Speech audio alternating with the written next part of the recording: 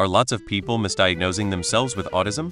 There are definitely some people who see that they relate to one trait and thus see themselves as autistic.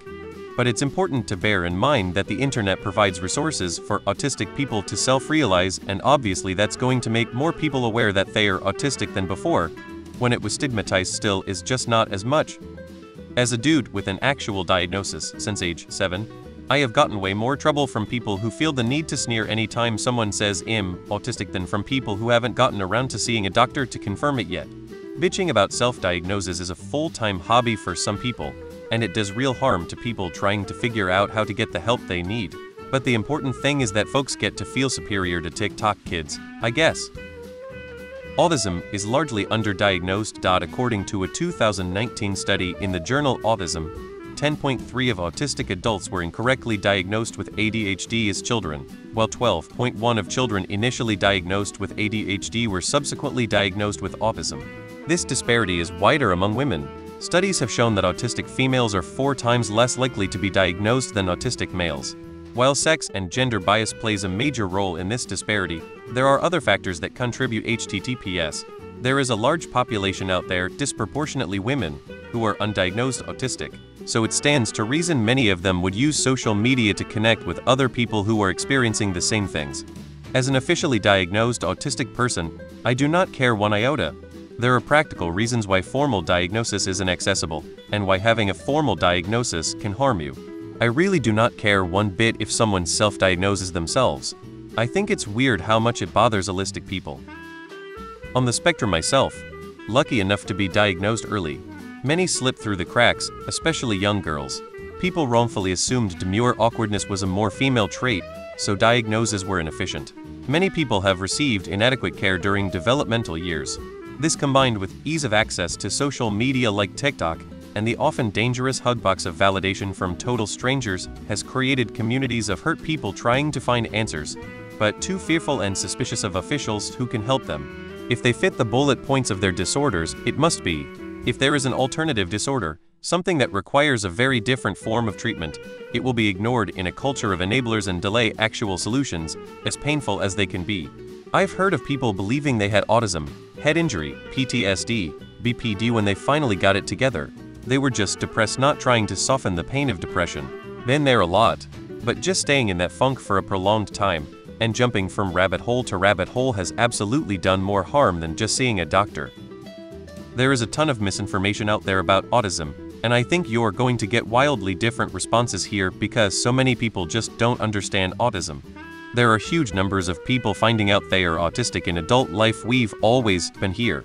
We just have more information now, and most of us diagnosed later in life, self-diagnosed first. You pretty much have to, because that's how you get on the path to get an official diagnosis if you want one. Of course, they largely have no idea what they're talking about. It's a handy excuse for people who don't want to put much effort into developing their social skills, or create excuses for problematic personality traits. They claim those qualities are out of their hands and put on the mantle of a marginalized group rather than take any responsibility for themselves. Note here that I'm talking about people who don't actually have autism, but find it easier to convince themselves and others that they do. That is a very different thing from people who actually are living with autism, and are coping with it in whatever ways they find appropriate and functional for themselves. Anybody who diagnoses themselves with anything has a high likelihood of being wrong. I don't pay enough attention to this to understand if so many people are truly diagnosing themselves or not.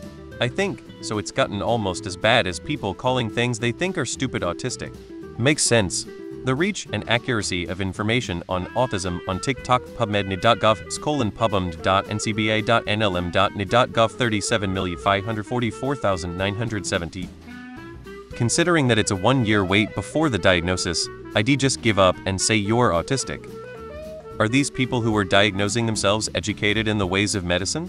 I truly believe that more people are on the spectrum than we initially realized. My doctor has pressed me forever to get checked as he thinks I'm on the spectrum. I tell him, "Doc, I'm 70. I've been coping with these idiosyncrasies for a long time now.